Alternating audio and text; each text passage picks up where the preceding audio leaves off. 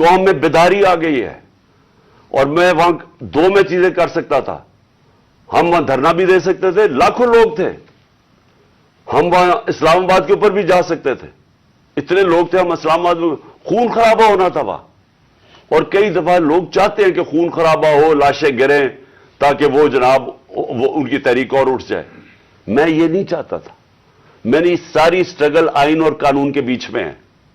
میں کبھی اس سے باہر نہیں نکلا، اور میں نے اس لیے فیصلہ کیا کہ بجائے ہم وہاں جائیں اور توڑ پھوڑ ہو اور تباہی ہو، میں نے فیصلہ یہ کیا کہ ہم جو 2 اسمبلی اب قربان کرتے ہیں اپنی 2 اسمبلیوں کو، ہم قربان کرتے ہیں اپنے ملک کے لیے، اور اس لیے کرتے ہیں کہ ان کو جب 66% پاکستان میں الیکشن ہوگا، جب ہم ان 2 اسمبلیوں سے نکلیں گے، جو میں بھی بتانے لگا ہوں کب نکلیں گے. 66% پاکستان میں الیکشن ہوگا. تو عقل تو یہ کہتی ہے کہ آپ جنرل الیکشن کروا دیں، لیکن میں پھر سے کہتا ہوں یہ خوف زدہ ہیں، الیکشن ہارنے سے ڈرے ہوئے ہیں. ان کا کوئی پاکستان کا مقصد نہیں کہ پاکستان اوپر جا رہا ہے یا نیچے جا رہا ہے. ان کا مقصد ایک ہے، کیسے اپنا چوری کا پیسہ بچانا ہے انہوں نے، اور اس لیے یہ الیکشن نہیں کروائیں گے. اور اسی لیے ہم نے فیصلہ کیا کہ ہم الیکشن کروائیں گے. اور میں نے اپنے سارے وکیلوں سے پوچھ لیا ہے، یہ کوشش بھی کریں گے الیکشن کمیشن کے ذریعے کہ یہ کسی طرح ڈیلے ہو جائے. آئین بالکل اجازت نہیں دیتا 90 دن کے آگے. ہم نے فیصلہ کیا ہے، اور میں بڑا شکر گزار ہوں اپنے دونوں چیف منسٹرز کا کہ انہوں نے بالکل میرے ساتھ چلے ہیں، میرا ساتھ دیا ہے. ہم نے فیصلہ یہ کیا ہے کہ ہم اگلے جمعے کو، آج ہے ہفتہ، اگلے جمعے کو ہم دونوں پختونخوا کی اسمبلی ڈیزالو کر دیں گے اور پنجاب کی اسمبلی ڈیزالو کر دیں گے، اور اس کے بعد ہم الیکشن کی تیاری کریں گے. اور اس کے بعد ہماری جو 100 غالباً 23 سیٹیں ہیں اس وقت نیشنل اسمبلی میں، ہم وہاں جا کے نیشنل اسمبلی میں جا کے اسپیکر کے سامنے ہم کھڑے ہو کے کہیں گے کہ ہمارے ریزگنیشن ایکسپٹ کرو. یہ ڈرامے نہ کرو کہ چن کے 8 جو انہوں نے پہلے ہمارے ساتھ کیا تھا، انہوں نے بجائے ہمارے باقی ریزگنیشنز ایکسپٹ کرنے کے، انہوں نے 8 سیٹیں چنی. یہ جو بڑا کرپٹ یعنی مورلی کرپٹ الیکشن کمیشن ہے، اس نے نواز شریف کے ساتھ بیٹھ کے 8 سیٹیں چنی جو ہماری سب سے کمزور سیٹیں تھیں، جن میں بڑی کم مارجن سے ہم جیتے تھے، اور جدھر پی ڈی ایم کا ووٹ دگنا تھا ہمارے سے اس الیکشن کے اندر. اب یہ عوام دیکھیں کدھر آج ایک باشعور عوام ہے، بیداری آئی ہوئی ہے ہماری قوم میں. پتہ ہوتے ہوئے کہ میں نے اسمبلی میں نہیں، میں 8 سیٹوں پہ لڑا، پتہ ہوتے ہوئے کہ میں نے اسمبلی میں نہیں جانا، اس کے باوجود میری قوم نے مجھے سارے 8 کی 8 سیٹوں پہ جتایا، 7 سیٹوں پہ جتایا. اور ایک جو کراچی کے اندر سیٹ تھی، ذرا وہاں دیکھ لے، وہ الیکشن کمیشن کو وہ دھاندلی نہیں نظر آئے گی جس طرح انہوں نے پوری اسٹیٹ مشینری استعمال کی اور ووٹ باہر پھینک دیا، اور جو ہر بار استعمال کرتا ہے. تو ہم نے یہ فیصلہ کر لیا ہے. میں اپنی قوم کو آخر میں صرف یہ کہنا چاہتا ہوں کہ دیکھیں، مایوسی گناہ ہے. آپ مایوس ہو کے گھر بیٹھ جائیں، یا آپ باہر ٹکٹ لے کے کسی اور ملک میں چلے جائیں اور کوئی نوکری مل جائے، یہ میری نظر میں یہ ایک انسان اپنی جو ڈیوٹی ہے معاشرے کو اس سے بھاگتا ہے. اصل آپ سب کی ڈیوٹی یہ ہے کہ ہم اب کھڑے ہوں اور ہم ان چوروں کا اور اس کرپٹ نظام کا مقابلہ کریں، اور ہم کریں الیکشن کے ذریعے، اور الیکشن کے ذریعے ان کو سبق سکھائیں آئین اور قانون کے بیچ میں رہتے ہوئے. میں نہیں چاہتا کہ یہاں سری لنکا جیسا سچویشن ہو کہ لوگ سڑکوں کے اوپر آ جائیں اور توڑ پھوڑ ہو. میں چاہتا ہوں کہ ہم الیکشن کے ذریعے ان کو شکست دیں، اور ان کو ایسی شکست دیں کہ یہ ہمیشہ کے لیے ان چوروں کا نام و نشان یہاں سے چلا جائے. مدد کرتے ہیں، تیرے سے مدد مانگتے ہیں. میرے ساتھ آج چودھری پرویز الہی بیٹھے ہوئے ہیں، پنجاب کے چیف منسٹر، اور دوسری طرف میرے پاس محمود خان جو کہ پختونخوا کے چیف منسٹر ہیں. تو ہم نے آج بڑا اہم فیصلہ کرنا ہے اور میں نے اناؤنس کرنا ہے. تو میں یہ چاہتا تھا کہ آج میں اپنی قوم کے سامنے پہلے یہ رکھوں کہ ہم اس سٹیج پہ پہنچے کیسے ہیں، کہ ہم सिटिंग गवर्नमेंट्स हैं, हमारी अपनी गवर्नमेंट्स हैं, हमारा अपना राज है यहां, लेकिन हम क्यों इस नतीजे पे पहुंचे हैं कि हम समझते हैं कि अगर हमें अपनी गवर्नमेंट्स भी कुर्बान करनी पड़े, इस मुल्क के अंदर जब तक इलेक्शंस नहीं होंगे, साफ और शफाफ इलेक्शंस नहीं होंगे, हम सबको आज खौफ है कि मुल्क डूब रहा है। मैं आपको वो पाकिस्तानी होते हुए बता रहा हूं जिसने सारी बाहर कमाई की, 20 साल बाहर पैसे कमाए, सब कुछ बेच के, जो फ्लैट था वो बेच के, मनी ट्रेल दे के, अदालत में ये बता के मैंने वो किधर से पैसे लिए, जो भी मेरा आमदनी किधर थी, फिर मैंने फ्लैट लिया, फिर वो बेचा, फिर मनी ट्रेल, सब कुछ मेरा आज जीना बन रहा पाकिस्तान में। और मेरी तरह के सारे वो पाकिस्तानी, और मैं उन पाकिस्तानियों की बात कर रहा हूं जो कि इस मुल्क से प्यार करते हैं, इश्क करते हैं अपने मुल्क से, मैं उन पाकिस्तानियों की बात कर रहा हूं। मैं उनकी बात नहीं कर रहा जो चोरी करके इस मुल्क का पैसा बाहर भेजते हैं, जिनका सब कुछ बाहर है, बिजनेसेस बाहर हैं, बच्चे बाहर हैं, बड़े बड़े महलात बाहर हैं, यहां के चोरी के पैसे से बड़े बड़े शाहाना उनका जिंदगी है। और मैं उनकी बात नहीं कर रहा क्योंकि उनका इस मुल्क से क्या रिश्ता है, और मैं बाकी पाकिस्तानियों की बात कर रहा हूं जो समझते हैं कि हमारा जीना मरना पाकिस्तान में है। और मैं उन पाकिस्तानी में से हूं जिसको पूरा मौका था कि 20-25 साल बाहर मैंने क्रिकेट खेलता था, मेरी शादी भी वहां की, मैं पासपोर्ट ले सकता था, बरतानिया का पासपोर्ट ले सकता था, लेकिन ये मेरे कभी ज़हन में ये चीज नहीं आई कि मेरा पाकिस्तान के अलावा कोई और घर है। तो मैं आज वो पाकिस्तानी आज बात कर रहा है कि मुझे पहली दफा मुझे खौफ आ रहा है कि ये जो चोरों का टोला ऊपर बिठाया गया है, ये मुल्क को तबाही की तरफ लेके जा रहा है।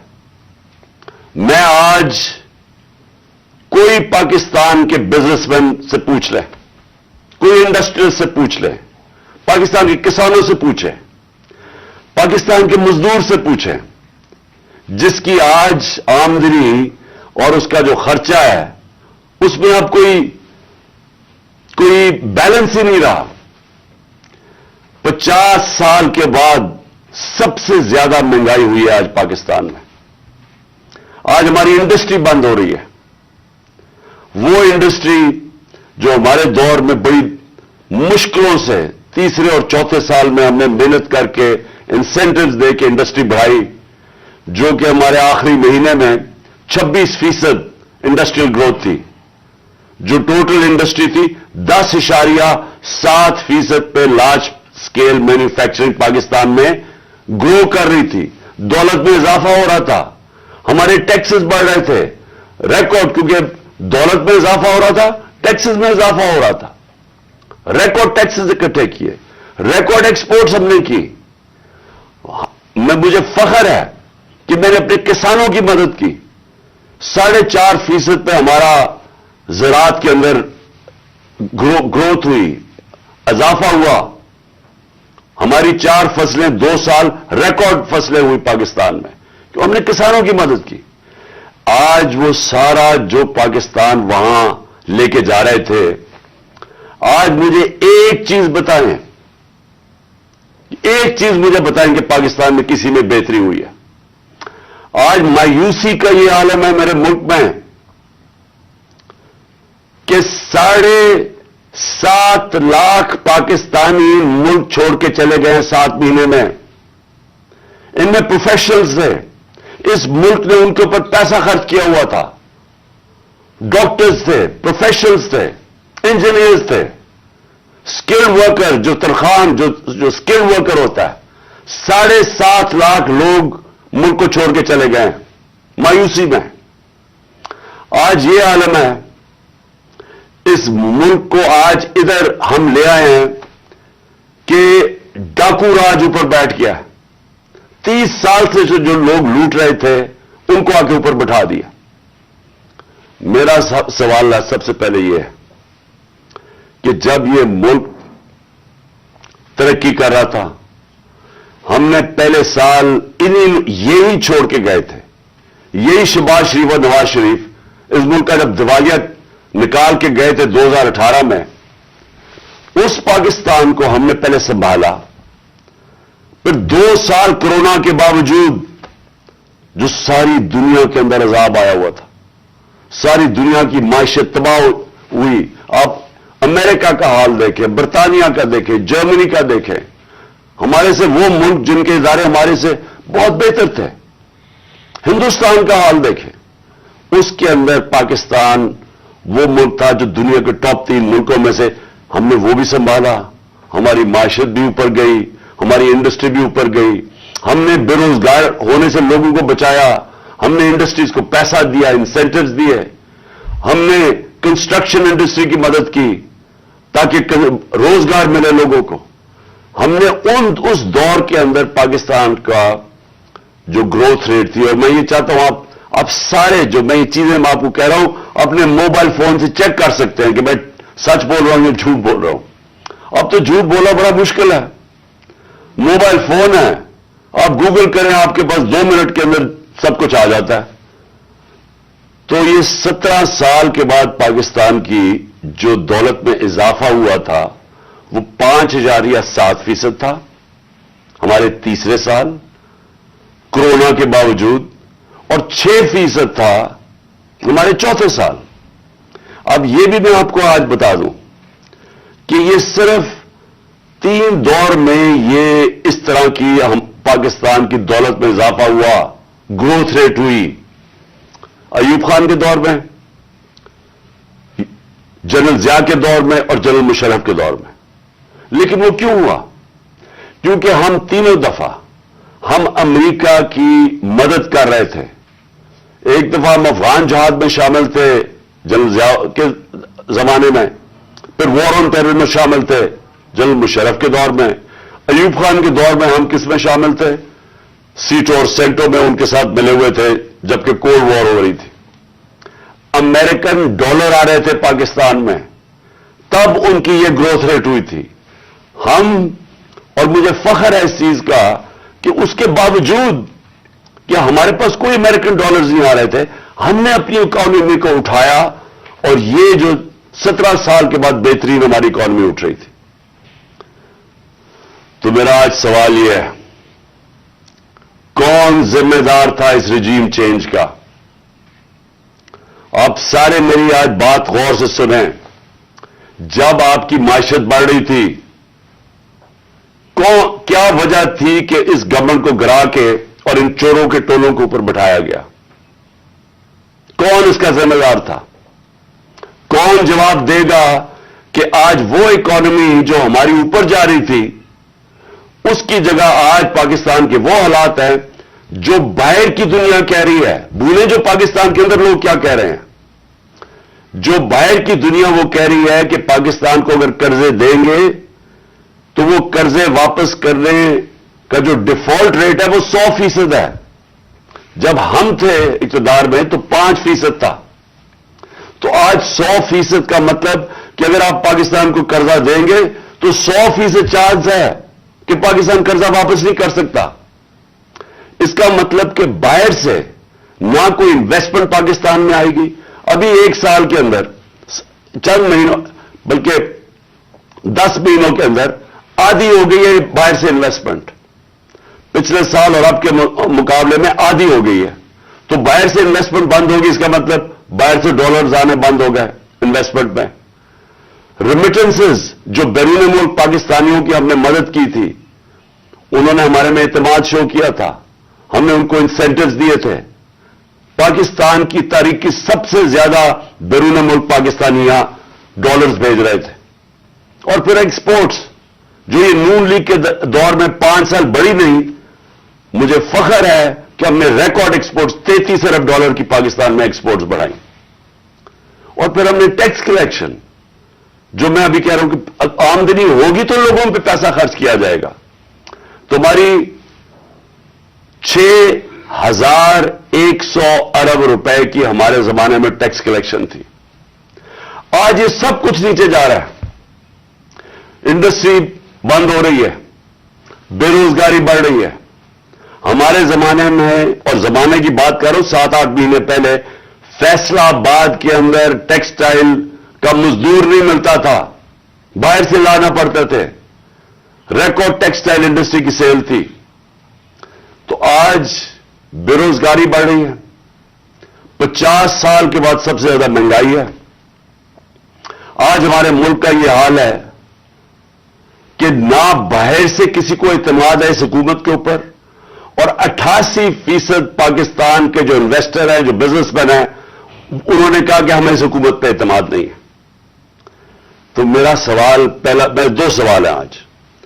पहला तो सवाल यह है कि जब बाहर से पैसा ही नहीं आ रहा और हमने अपने कर्जे की किस्तें वापस करनी है डॉलर्स में, हमने जो बिजली के कॉन्ट्रैक्ट साइन किए हुए हैं वो डॉलर्स में किए हुए हैं, जो कैपेसिटी पेमेंट है, चाहे बिजली इस्तेमाल करें या ना करें, ये जो पिछली हुकूमत ने साइन किए वो डॉलर्स में किए हुए हैं, डॉलर्स में पैसे देने हैं।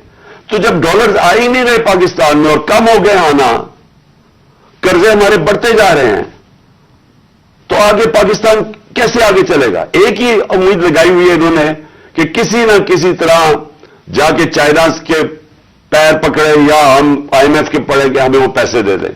लेकिन वो तो कैंसर का इलाज डिसिप्लिन से है, वो तो थोड़ी देर आराम आएगा, फिर कर्जे तो बढ़ते जा रहे हैं। तरीका सिर्फ एक था, जो हमने कोशिश की कि मुल्क की दौलत में इजाफा हो। जब आपके मुल्क की दौलत में इजाफा होगा तो आप कर्जे वापस करेंगे। तो आगे तो इनके पास कोई रोड मैप ही नहीं है। अगर ये बड़ा अच्छा इन्होंने हमारी मायशत को संभाला होता तो हम आराम से इनके साथ कहते चले ठीक है, अपना टाइम पूरा कर लें। लेकिन मुल्क तो नीचे जा रहा है, हर चीज नीचे जा रही है मुल्क में, और मुझे खौफ है कि ये डिफॉल्ट की तरफ जा रहा है। यानी अभी भी हम हमारी एलसीज पेमेंट नहीं कर रहे हैं, अभी भी हम पैसे जो बाहर के हमारे जो अपने लाइबिलिटीज है, अभी तक हम अब वो भी पैसे नहीं दे रहे। तो सवाल ये है कि इनके पास क्या रोड मैप है? कोई रोड मैप नहीं है। ये सिर्फ एक चीज ये चाहते हैं कि किसी न किसी तरह इलेक्शन को डिले करें। इसलिए नहीं कि इन्होंने मायशत को उठा देना है, ये इसलिए डिले करना चाहते हैं कि ये खौफजदा हैं इलेक्शन से। इनको डर लगा हुआ है कि जब भी इलेक्शन होंगे इन्होंने हार जाना है, तो अपने आप को बचाने के लिए ये मुल्क को तबाह कर रहे हैं। क्योंकि इन्होंने इलेक्शन में हार जाना है, इसलिए ये इलेक्शन नहीं कर रहे और ये इलेक्शन डिले करेंगे। और मैं ये समझता हूं कि ये अक्टूबर में भी नहीं इलेक्शन करवाएंगे। कोई ना कोई इलेक्शन कमीशन इनका साथ मिला हुआ है, एक बड़ा बददियानतदार आदमी है, वो इनके साथ मिला हुआ है, और वो इनको तरीके से बताएगा कि कैसे इलेक्शन डिले किया जा सकता है। इसी इलेक्शन कमीशन ने जब सुप्रीम कोर्ट जब गए सुप्रीम कोर्ट में, जब हमारी गवर्नमेंट गिरा रहे थे ये, तो इसी सुप्रीम कोर्ट के पास जब हम गए तो वो मान गए थे कि इलेक्शन हमने कहा इलेक्शन करवा दो, वो मान गए थे। इस इलेक्शन कमीशन ने वहां जाके कहा कि जी मैं 7 महीने तक इलेक्शन नहीं करवा सकता, और उसकी बेसिस पे इलेक्शन नहीं हुए।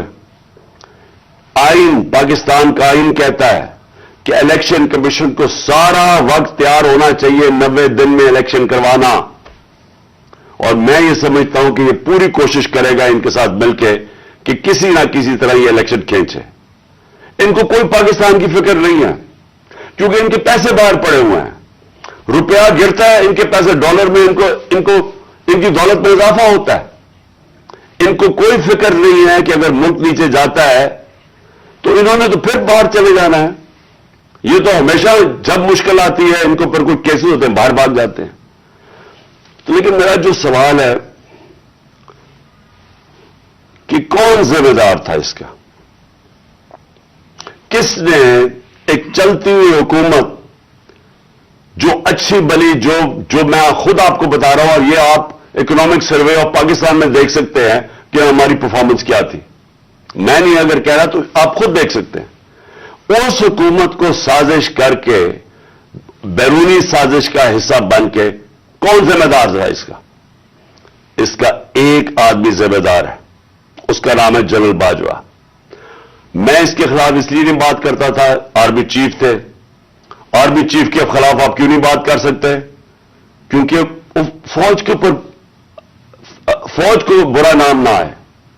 ہم سب سمجھتے ہیں کہ اس ملک کو, جو میری طرح کے لوگ, آزاد ذہن کے لوگ ہیں, ہم تو اپنی فوج کو چاہتے ہیں مضبوط ہو. ہماری تو ساری پوری کوشش ہے کہ مضبوط فوج ہو تاکہ ہم آزاد ملک رہ سکیں. تو اس لیے ہم چپ کر کے بیٹھے رہے اور یہ سارے تماشے دیکھتے رہے کہ کیسے سازشیں ہوئیں, کیسے لوگوں کو بتایا گیا. میں آپ کے سامنے ذرا ایک چھوٹی سی کلپ دکھانا چاہتا ہوں کہ اگر آپ کو کوئی شک ہے کہ ہوا کیا, تو پہلے تو الیکشن سے پہلے, ہماری حکومت گرانے سے پہلے, 4 نون لیگ کے جو بڑے نام ہیں انہوں نے کیا کہا. ان سے جب پوچھا گیا کہ جناب آپ نو کانفیڈنس موشن کامیاب ہو سکتی ہے اسٹیبلشمنٹ کے بغیر,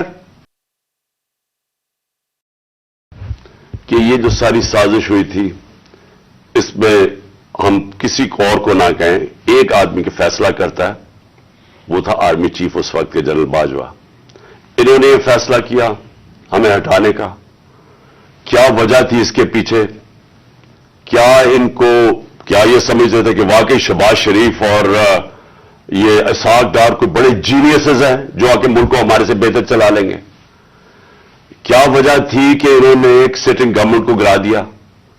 ہمارے لوگوں کو آ کے, وہ جس طرح ابھی مصطفیٰ کوکر نے بتایا کہ بیپ کے ممبرز اور ایم کیو ایم کے ممبرز اور شہزان بگٹی, سب کو پتا تھا کہ یہ تو جو جدھر حکم ملے گا ان کو اسٹیبلشمنٹ سے, انہوں نے ادھر جانا ہے, تو ان کو ادھر جا کے بھیج دیا کہ جناب آپ جا کے ادھر چلے جائیں, اور گورنمنٹ گر گئی.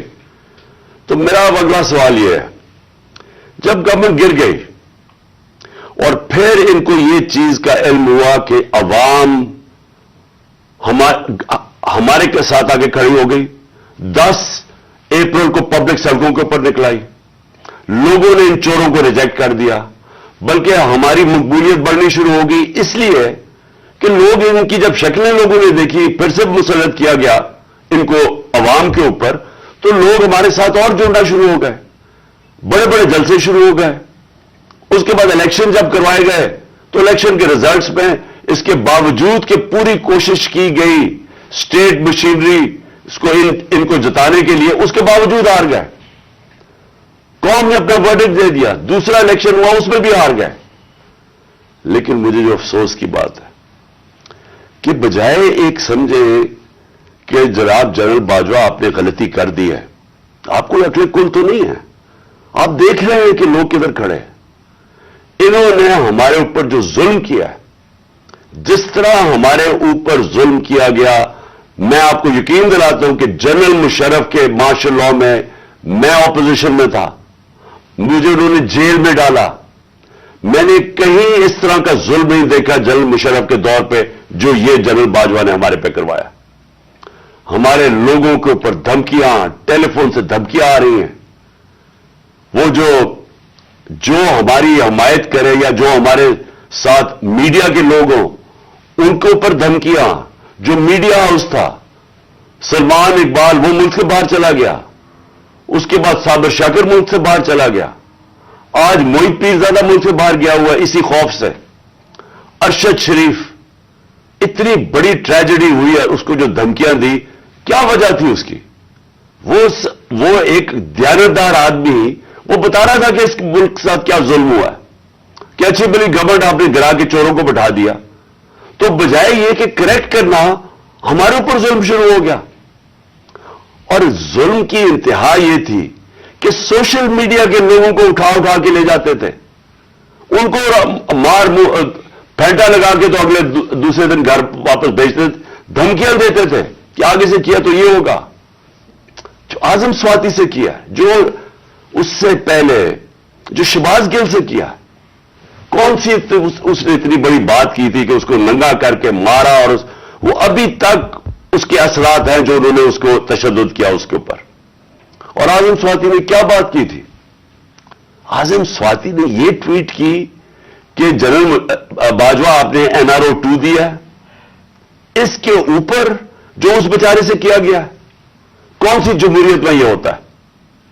और वो बात कि जो सच है, एनआरओ 2 जनरल बाजवा ने दिया है, सारी कौम को पता है। मुझे पता है कि मैं जब कहता रहा, जब मैं गवर्नमेंट में था, मैं जनरल बाजवा को कहता रहा कि ये 30 साल से चोरी कर रहे हैं, इनके ऊपर करप्शन केसेस हैं, नैब आपके नीचे है, आप नैब कंट्रोल करते हैं, मेरे नीचे ही नहीं है, क्यों नहीं इनके केसेस आगे बढ़ाते? पहले तो हमें सारा वक्त ये बताते रहे कि फिक्र ना करें सर, हो रहा है सब कुछ, सर अभी कुछ हो रहा है। पहले तो हमें ये बताते रहे। आहिस्ता आहिस्ता हमें पता चला कि इनकी तो कोई नीयत ही नहीं है करप्शन की। मुझे फिर कहना शुरू हो गया कि जी आप मुल्क की इक्तिसादियात को ठीक करें, इकोनॉमी को ठीक करें, भूल जाए इसको, ये अकाउंटेबिलिटी को। कभी कोई मुहज़्ज़ब माशरा ये इजाजत देता है कि बड़े बड़े लोग जो अरबों रुपए की चोरी करें, आप कहें उनको भूल जाए, उनको एनआरओ दे दें, और आप छोटे छोटे चोरों को पकड़ना शुरू करें और समझे कि आपका मुल्क तरक्की कर सकता है? क्या चीन पागल है जिन्होंने 450 वजीरों को जेलों में डाला है पिछले चंद सालों में? क्या जो प्रेसिडेंट शी जिनपिंग है उसको स्टेट्समैन माना जाता है? उसने वो काम कर दिए जो दुनिया में किसी ने किया ही नहीं है। 70 करोड़ लोगों को उसने गुर्बत से निकाला है चाइना में पिछले 30 सालों में। वो उसको क्या जरूरत पड़ी है कि जो करप्ट मिनिस्टर उनको पकड़े, उनका एहतसाब करे? क्योंकि कोई माशरा भी कामयाब नहीं हो सकता जब तक रूल ऑफ लॉ नहीं होता, जब तक इंसाफ नहीं होता, जब तक आप बड़े बड़े लोगों को, जो असल तो नुकसान मुल्क को बड़े चोर करते हैं, आप उनको पकड़ नहीं रहे और आप कह रहे हैं कि नीचे से ये बेचारे छोटे छोटे लोगों, पटवारियों को पकड़ते रहे। और ये हमारे सामने हुआ। शहबाज शरीफ को बचाया गया, इसके ऊपर ओपन एंड शट केस था, इसका 16 अरब रुपए का ये जो एफआई का केस था, इसमें तो कोई शक ही नहीं था। और इसका जो बेटा बाहर भाग गया, आज जो सलमान शहबाज वापस आया है, वो क्यों बाहर भागा था? जैसे ही एफआईए ने उससे सवाल पूछा कि जनाब बताइए, मकसूद चपरासी और नौकरों के पास अरबों रुपए किधर से आए, वो एकदम मुल्क से बाहर भाग गया। और उसको इन सारों को वापस लाया जा रहा है। क्या हुआ? इसमें कोई शक है कि एनआरओ 2 दे के इस सारे मुल्क का एक जनरल मुशर्रफ ने नुकसान कराया था, एनआरओ 1 का। इस मुल्क ने भारी कीमत अदा की उसकी, 4 गुना ज्यादा हमारा कर्जा चढ़ाया इन्होंने 10 सालों में लूट मार करके। अब फिर जब इनके ऊपर केसेस थे, 1100 अरब रुपए के केसेस हैं, वो इन्होंने फिर उनको एनआरओ 2 दिलवा दिया। तो कौन था इसका जिम्मेदार? किसने ये किया था?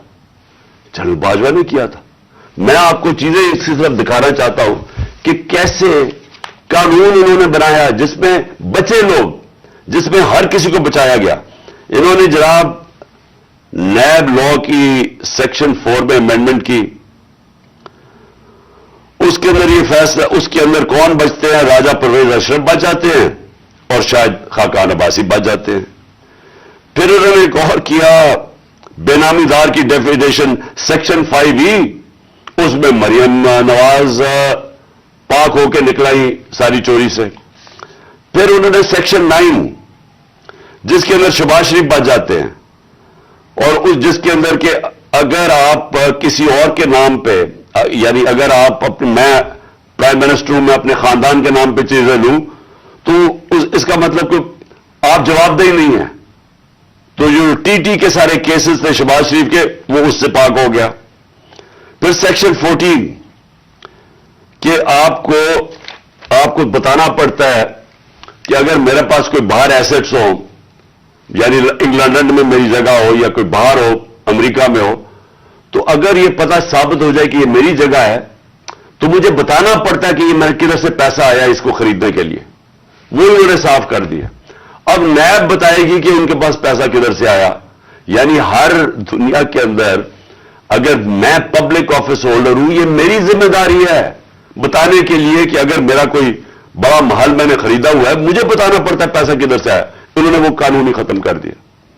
चुन चुन के, आसिफ जरदारी भी इसमें साफ हो गया, चुन चुन के वो लोग जो 30 साल से इस मुल्क को लूट रहे थे, उन सारों को इन्होंने पाक और साफ कर दिया। ये असल वजह मायूसी की आज पाकिस्तान में। लोग जिन्होंने ये तमाशा देख रहे हैं, کہ ایک طرف قوم مر رہی ہے اس مہنگائی کے اندر اور فیکٹریاں بند ہو رہی ہیں, بے روزگاری کی قرضے چڑھتے جا رہے ہیں, ایک طرف یہ ہے اور دوسری طرف یہ اربوں روپے کی ان کی کرپشن معاف ہو رہی ہے. اور یہ بہت بڑی وجہ ہے آج مایوسی کی. اور میں نے یہ جو ہمارے اوپر ظلم ہوا, میں صرف اس کے اوپر آنا چاہتا ہوں کہ مجھے ایک جگہ بتایا گیا جنرل باجوہ نے کہ جی آپ کے لوگوں کے اوپر ہمارے پاس تو فائلیں ہیں ان کی کرپشن کی, ان کے اوپر فلمیں بنی ہوئی ہیں, ان کی ویڈیوز بنی ہوئی ہیں. اب میں نے ان سے بھی کہا کہ کیا یہ ہماری ایجنسیز کا کام ہے کہ ہم ویڈیوز بنائیں اور گندی ویڈیوز بنائیں یا کسی کے اوپر کوئی اس کے اوپر فائلیں بنائیں؟ کیا یہ کام رہ گیا ہے؟ کیا یہ قوم اپنا پیٹ کاٹ کے اپنی ایجنسیز کو پالتی ہے, اپنی سیکیورٹی کے لیے پالتی ہے؟ وہ تو ملک کی سیکیورٹی کے لیے پالتی ہے. کیا یہ ان کا کام ہے آ کے بتائیں کہ جناب اس کے اوپر یہ فائل ہے تو ہم نے اس کی فلانی فائل بنائی ہوئی ہے اور ہم نے اس کے کوئی ویڈیو بنائی ہوئی ہے؟ یہ کدھر ہوتا ہے؟ یہ اپنے لوگ. اچھا, اور میں کوئی ملک کا دشمن ہوں؟ 50 سال سے قوم مجھے جانتی ہے, سارے پاکستان کے ایوارڈز میں نے جیتے ہوئے ہیں, سول ایوارڈ سب جیتے ہوئے ہیں. میں سب سے بڑا پاکستان کا وہ یعنی جو جسے کہے کہ جو خیراتی کام کرتا ہے, کسی نے پاکستان میں اتنے پیسے نہیں اکٹھے کیے جو میں نے کیے. میرے اوپر ہر قسم کا گن. یہ سوچیں کہ میرا پرائم منسٹر, جب میں پرائم منسٹر تھا, میرے گھر کا فون ٹیپ کیا ہوا تھا اور وہ ٹیپ ہی نہیں کیا, اس کے بعد وہ لیکس کرتے ہیں. یہ پرائم منسٹر کے گھر, کوئی یہ نہیں پوچھ رہا کہ اتنا یہ آفیشل سیکرٹ ایکٹ کی وائلیشن ہے. پرائم منسٹر کے پرائیویٹ نمبر کو ٹیپ کریں اور اس کو جا کے آپ پبلک کر دیں. کوئی یہ کہاں ہوتا ہے؟ اگر میں اپنے پرنسپل سیکرٹری, میں اپنے پرنسپل سیکرٹری سے بات کر رہا ہوں, وہ انہوں نے ٹیپ چلا دی, وہ کون کر رہا تھا؟ تو میں پھر سے ہی پوچھتا ہوں, ہم کوئی ملک کے دشمن ہیں کیا؟ میں کوئی پیسے لوٹ کے میرے باہر پڑے ہوئے ہیں کیا؟ میں کوئی ملک سے غداری کر رہا ہوں؟ لیکن جو ہمارے سے کیا گیا ہے اور اعظم سواتی سے جو کیا گیا ہے, اس کی بیوی کو ویڈیو بھیج دی, یعنی اس لیول پہ نیچے گرنا تھا کہ اس کے گھر ویڈیو بھیج دی اس کی, اور یہ کہا کہ جناب, اور ڈرایا گیا کہ تمہاری فیملی سیف نہیں ہے. اور قصور اس کا یہ کہ وہ کہہ رہا ہے کہ NRO2 جنرل باجوہ نے دیا ہے. ساری بچہ قوم جانتی ہے کہ NRO2 جنرل باجوہ نے دیا ہے, NRO1 مشرف نے دیا ہے, سب کو پتا ہے. اس کے اوپر اتنی سزا ایک سینیٹر کو, اس کو اٹھا کے, ہارٹ کا پیشنٹ ہے اعظم سواتی, اس کو کبھی وہاں بھیج رہے ہیں, کوئٹہ بھیج رہے ہیں, اس ٹھنڈ میں سندھ بھیج رہے ہیں پرائیویٹ جہاز میں. کون سا جرم کیا اس نے؟ اور کیوں؟ اگر آپ نے نہیں دیا NRO2 تو جا کے پبلک کو بتائیں نہیں دیا آپ نے, سارے آ کے لوگوں کو بتائیں آپ کے کس طرح آپ نے لوگوں کو بچایا. ہم بتائیں گے کیسے بچایا آپ نے. میں ایز پرائم منسٹر بتاؤں گا کہ کیسے آپ نے احتساب ہونے نہیں دیا. آپ نے وہ جب فیٹف کی لیجسلیشن تھی تو وہ خود کہہ رہے ہیں ہمیں, وہ اپوزیشن والے, کہ یہ تو جناب یہ بیٹھ کے انہوں نے آپ کی آشیرواد ملی تھی, اس کے بعد آپ نے وہ NRO کے یہ جو امینڈمنٹ تھی نیب کی جو اب ہو گئی, یہ تو تب ہونے کے چکر میں تھے, تب ہم کھڑے تھے. اور میں تب سے کہتا گیا کہ یہ ملک ترقی نہیں کر سکتا جب تک اس ملک میں رول آف لا نہیں ہے. کوئی دنیا میں ملک آج تک ترقی نہیں کیا جس کے طاقتور ڈاکو ان کو آپ چھوٹ دے دیں اور صرف کمزور لوگوں کو پکڑے. کوئی ملک ترقی نہیں کر سکتا, یہ ملک آگے بھی نہیں بڑھ سکتا. میں آخر میں بات بھی کرتا ہوں کہ انشاءاللہ اللہ نے موقع دیا تو ہم اب کیا پلان بنائیں گے اس ملک کو اس دلدل سے نکالنے کا جو انہوں نے پھنسایا ہوا ہمیں. اب میں جو اگلی بات کرنا چاہتا ہوں وہ یہ کہ ہم نے آپس میں مشاورت کی. میں نے پہلے کوشش کی کہ ہماری جو مارچ ہے, آزادی مارچ, حقیقی آزادی کی مارچ, ہماری کوشش یہ تھی کہ ہم ان کو گورنمنٹ کو بتائیں کہ اس وقت قوم کدھر کھڑی ہے. لاکھوں لوگ سڑکوں کے اوپر نکلے ہمارے ساتھ آزادی مارچ پہ, اور سب ایک ہی چیز چاہ رہے ہیں, الیکشن. آج اوپینین پول ہے کہ 70% پاکستانی, سروے کے مطابق 70% پاکستانی کہہ رہے ہیں الیکشن کرواؤ. ہم نے آزادی مارچ بھی یہی کی, हमने गवर्नमेंट को कि एक आइन के अंदर रह के हमने उनको प्रेशर डालने की कोशिश की कि देखें ये अवाम इधर खड़ी हुई है और आप सिर्फ कि जी हमारे करप्शन के केसेस माफ हो जाए या नवाज शरीफ को पाक कर दें और फिर वो कोई नेल्सन मंडेला पाकिस्तान आ जाए और इसके लिए मुल्क डूबता जाए, लेकिन आपको सिर्फ एक ही करप्शन का पड़ा हुआ था। मैं सिर्फ एक आपको चाहता हूं कि क्लिप जरूर देखें। ये जिस दिन 2 दिन पहले यानी मैं ऑफिस से गया 9 अप्रैल को, ये 8 अप्रैल को, इस पिछली अप्रैल को मैंने ये क्लिप रिकॉर्ड आवाम से खिताब किया था। मैं सिर्फ चाहता हूं ये आप देख लें कि ये नहीं कि मुझे नहीं पता था कि क्या होगा या ये जो हुआ है ये हमें पता नहीं था, ये होना था। और इसके ऊपर मैंने 2 दिन पहले इक़्तिदार छोड़ने से पहले ये जरा क्लिप जरा देख लें। इसी तरह बस पावर मिल जाए ताकि फिर से पहले जो NRO 1 मिला था इनको सारों ने इन्होंने मिलकर जो चोरी की जनरल मुशर्रफ ने NRO दे दिया, अब ये NRO 2 होगा। इनका मकसद सिर्फ ये है कि वहां असेंबली पे आए। सबसे पहला ये काम मैं आज आपको कह रहा हूं, इन्होंने नैब को खत्म करना है, इन्होंने अपने करप्शन केसेस खत्म करने हैं। इस वक्त हालात ये हैं कि ये जो सारे जमानत के ऊपर है, डर किस चीज का है, इनके सारे केसेस आने लगे सामने, तो वो जल्दी जल्दी हटाना चाहते थे कि किसी तरह ये अपने केसेस से निकल जाए।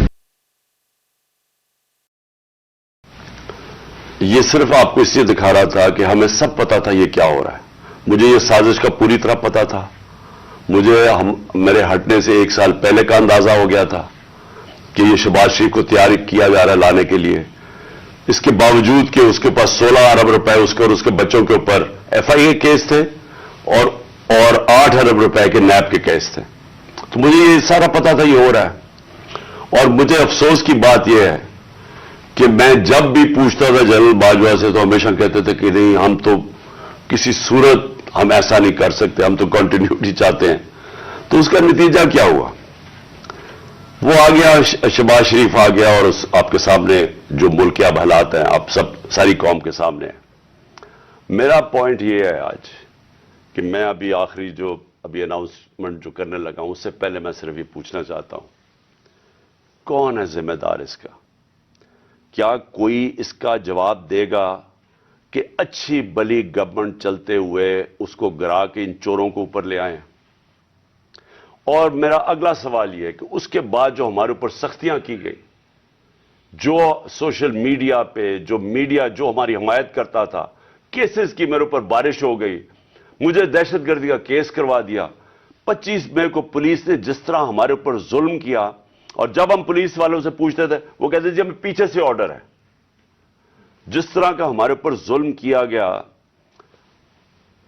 मैं सवाल ये पूछता हूं कि क्या हम भेड़ बकरियां हैं, हम कीड़े मकोड़े हैं कि आप जब फैसला करें पहले आप, और मैंने आपके कानों से, जनरल बाजवा के कानों से सुना कि ये करप्ट है, अब आपने फैसला किया कि ये ठीक हो गए हैं और आपने फैसला किया कि जनाब ये आप मुल्क को ठीक करेंगे। तो क्या हम वो कीड़े मकोड़े हैं कि जिधर आप भेड़ बकरियों को धकेलेंगे हम उधर चले जाएंगे? यानी हम इंसान हैं या हम जानवर हैं कि जो आपका फैसला हो बंद कमरों के अंदर हम उसी के ऊपर चल पड़े? और आपको जब नजर भी आ रहा था कि पाकिस्तानी कौम इनको रिजेक्ट कर रही है, हमें तो हमारे साथ मेरा तो फायदा करवा दिया। मुझे तो अल्लाह ने कभी इतनी इज्जत दी नहीं जो इसके बाद मिली है, लेकिन मुल्क को किधर पहुंचा दिया आज। और मैं क्या ये पूछना चाहता हूं कि पाकिस्तान का मुस्तकबिल है कि पहले ये लूटेंगे, अब इनके बच्चे तैयार हो गए लूटने के लिए, क्या अब हम उनको लेके आएंगे? और अगर हम उनके खिलाफ जाएंगे और हम उनको रेजिस्ट करेंगे तो हमें फेंटा लगाया जाएगा, हमारे पर केसेस किए जाएंगे, हमें डराया जाएगा। मुझे अभी भी कह रहे हैं कि जी आप अगर ये आपने गवर्नमेंट छोड़ दी तो आपके ऊपर बड़ा जुल्म होगा, आपकी प्रोटेक्शन चली जाएगी। जब मैं जा रहा था, मैं आज अपनी कौम को बताना चाहता हूं कि जब मैं जा रहा था मार्च के ऊपर, सबको, मेरे इर्द गिर्द भी लोगों को पता है, मैंने सबको कहा था कि इसमें वारदात होगी, मेरे खिलाफ मेरी जान को खतरा है। मैंने टीवी के ऊपर जाके उससे पहले बताया था कि ये दीनी इंतहा पसंद के नाम पे मुझे कत्ल करेंगे। हर रोज जब मैं मार्च पे जाता था और मैं बुशरा बेगम को खुदा हाफिज कहता था, मैं तो उनको सलाम करता हूं کہ ان کو پتا ہوتے ہوئے کہ میری جان خطرے میں تھی، اس کے باوجود وہ مجھے کہتی تھی کہ نہیں جاؤ، یہ جہاد ہے، یہ اللہ کے لیے آپ کام کر رہے ہیں۔ کوئی اپنی زندگی خطرے میں نہیں ڈالتا پیسے کے لیے یا اقتدار کے لیے، کوئی زندگی خطرے میں نہیں ڈالتا۔ جہاد کے لیے جب آپ اللہ کے لیے کام کر رہے ہیں تب آپ پتا ہوتے ہوئے کہ اب زندگی خطرے میں، اس کے باوجود جاتا تھا میں، اور میں جیسے ٹھیک ہوں گا انشاءاللہ، جیسے میں چلنے کے قابل ہوں گا میں پھر نکلوں گا باہر، کیونکہ یہ اللہ کا کام ہے۔ اپنی قوم کو حقیقی طور پہ آزاد کرنا یہ اللہ کا حکم ہے ہمیں۔ ظلم اور ناانصافی کے ساتھ سامنے کھڑا ہونا یہ اوپر والے کا حکم ہے، اس کو وہ جہاد کہتا ہے۔ امر بالمعروف پہ چلنا، کہ جب آپ دیکھ رہے ہیں یہ سارے چوروں کا ٹولہ اوپر بیٹھ گیا ہے اور آپ چپ کر کے بیٹھے رہیں بھیڑ بکریوں کی طرح، یہ آپ قرآن کا جو اللہ کا حکم ہے اس کے خلاف جا رہے ہیں۔ تو میرے لیے تو یہ جہاد ہے، تو میں نے تو یہ رکنا نہیں ہے۔ اور میں اپنی ساری قوم کو آج کہہ رہا ہوں، میں نوجوانوں آپ کو کہہ رہا ہوں، یہ کبھی نہ سوچے جو یہ 7.5 لاکھ ہمارے لوگ ملک چھوڑ کے گئے ہیں۔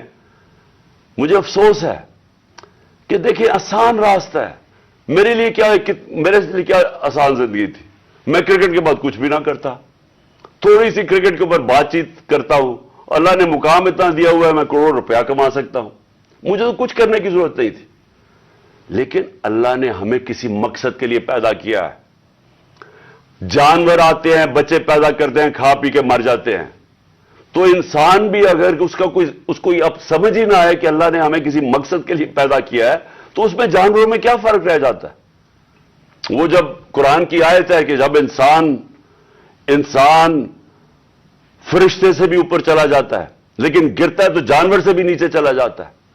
تو میں اپنی ساری قوم کو کہہ رہا ہوں کہ دیکھیں ہمارے سامنے اب 2 راستے ہیں۔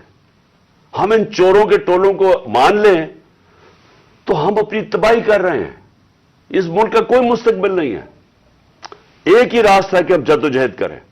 میں وہاں جب گیا پنڈی پہنچا اور میں اس وقت بڑی تکلیف میں تھا، میں یہ بھی آپ کو بتا دوں، کیونکہ مجھے ڈاکٹرز نے کہا تھا ابھی نہیں آپ ٹریول کر سکتے۔ میں گیا اس کے باوجود صرف اپنے لوگوں کو کھڑا کرنے کے لیے کہ دیکھیں یہ پاکستان کے لیے ایک فیصلہ کن وقت ہے، اس کو ضائع نہ ہونے دیں۔ قوم میں بیداری آ گئی ہے، اور میں وہاں 2 میں چیزیں کر سکتا تھا۔ ہم وہاں دھرنا بھی دے سکتے تھے، لاکھوں لوگ تھے، ہم وہاں اسلام آباد کے اوپر بھی جا سکتے تھے، اتنے لوگ تھے، ہم اسلام آباد میں خون خرابہ ہونا تھا وہاں، اور کئی دفعہ لوگ چاہتے ہیں کہ خون خرابہ ہو، لاشیں گریں تاکہ وہ جناب ان کی تحریک اور اٹھ جائے۔ میں یہ نہیں چاہتا تھا۔ میں نے ساری سٹرگل آئین اور قانون کے بیچ میں ہے، میں کبھی اس سے باہر نہیں نکلا، اور میں نے اس لیے فیصلہ کیا کہ بجائے ہم وہاں جائیں اور توڑ پھوڑ ہو اور تباہی ہو، میں نے فیصلہ یہ کیا کہ ہم جو 2 اسمبلی اب قربان کرتے ہیں، اپنی 2 اسمبلیوں کو ہم قربان کرتے ہیں اپنے ملک کے لیے، اور اس لیے کرتے ہیں کہ ان کو جب 66% پاکستان میں الیکشن ہوگا، جب ہم ان 2 اسمبلیوں سے نکلیں گے، جو میں بھی بتانے لگا ہوں کب نکلیں گے، 66% پاکستان میں الیکشن ہوگا، تو عقل تو یہ کہتی ہے کہ آپ جنرل الیکشن کروا دیں۔ لیکن میں پھر سے کہتا ہوں یہ خوف زدہ ہیں، الیکشن ہارنے سے ڈرے ہوئے ہیں، ان کا کوئی پاکستان کا مقصد نہیں کہ پاکستان اوپر جا رہا ہے یا نیچے جا رہا ہے، ان کا مقصد ایک ہے، کیسے اپنا چوری کا پیسہ بچانا ہے انہوں نے، اور اس لیے یہ الیکشن نہیں کروائیں گے، اور اسی لیے ہم نے فیصلہ کیا کہ ہم الیکشن کروائیں گے۔ اور میں نے اپنے سارے وکیلوں سے پوچھ لیا ہے، یہ کوشش بھی کریں گے الیکشن کمیشن کے ذریعے کہ یہ کسی طرح ڈیلے ہو جائے۔ آئین بالکل اجازت نہیں دیتا 90 دن کے آگے۔ ہم نے فیصلہ کیا ہے، اور میں بڑا شکر گزار ہوں اپنے دونوں چیف منسٹرز کا کہ انہوں نے بالکل میرے ساتھ چلے ہیں، میرا ساتھ دیا ہے۔ ہم نے فیصلہ یہ کیا ہے کہ ہم اگلے جمعے کو، آج ہے ہفتہ، اگلے جمعے کو ہم دونوں پختونخوا کی اسمبلی ڈیزالو کر دیں گے اور پنجاب کی اسمبلی ڈیزالو کر دیں گے، اور اس کے بعد ہم الیکشن کی تیاری کریں گے، اور اس کے بعد ہماری جو 100 غالباً 23 سیٹیں ہیں اس وقت نیشنل اسمبلی میں، ہم وہاں جا کے نیشنل اسمبلی میں جا کے स्पीकर के सामने हम वहां खड़े होकर कहेंगे कि हमारे रेजिग्नेशन एक्सेप्ट करो। ये ड्रामे ना करो कि चुन चुन के 8 जो इन्होंने पहले हमारे साथ किया था, इन्होंने बजाय हमारे बाकी रेजिग्नेशन एक्सेप्ट करने के, इन्होंने 8 सीटें चुनी। ये जो बड़ा करप्ट यानी मॉरली करप्ट इलेक्शन कमीशन है, इसने नवाज शरीफ के साथ बैठ के 8 सीटें चुनी जो हमारी सबसे कमजोर सीटें थी, जिनमें बड़ी कम मार्जिन से हम जीते थे, और जिधर पीडीएम का वोट दुगना था हमारे से उस इलेक्शन के अंदर। अब ये अवाम देखें किधर आज, एक बाशऊर अवाम है, बेदारी आई हुई है हमारी कौम में। पता होते हुए कि मैंने असेंबली में नहीं, मैं 8 सीटों पे लड़ा, पता होते हुए कि मैंने असेंबली में नहीं जाना, उसके बावजूद मेरी कौम ने मुझे सारे 8 की 8 सीटों पे जिताया, 7 सीटों पे जिताया। और एक जो कराची के अंदर सीट थी, जरा वहां देख ले, वो इलेक्शन कमीशन को वो धांधली नहीं नजर आएगी जिस तरह इन्होंने पूरी स्टेट मशीनरी इस्तेमाल की और वोट बाहर फेंक दिया, जो हर बार इस्तेमाल करता है। तो हमने ये फैसला कर लिया है। मैं अपनी कौम को आखिर में सिर्फ ये कहना चाहता हूं कि देखिए, मायूसी गुनाह है। आप मायूस होकर घर बैठ जाएं या आप बाहर टिकट लेके किसी और मुल्क में चले जाएं और कोई नौकरी मिल जाए, ये मेरी नजर में ये एक इंसान अपनी जो ड्यूटी है माशरे को, उससे भागता है। असल आप सबकी ड्यूटी ये है कि हम आप खड़े हों और हम इन चोरों का और इस करप्ट निजाम का मुकाबला करें, और हम करें इलेक्शन के जरिए, और इलेक्शन के जरिए इनको सबक सिखाएं, आइन और कानून के बीच में रहते हुए। मैं नहीं चाहता कि यह श्रीलंका जैसा सिचुएशन हो कि लोग सड़कों के ऊपर आ जाएं और तोड़ फोड़ हो। मैं चाहता हूं कि हम इलेक्शन के जरिए इनको शिकस्त दें, और इनको ऐसी शिकस्त दें कि यह हमेशा के लिए इन चोरों का नामो निशान यहां से चला जाए। और वो तब होगा जब आप सब इसको अपनी जिम्मेदारी लेके निकलेंगे।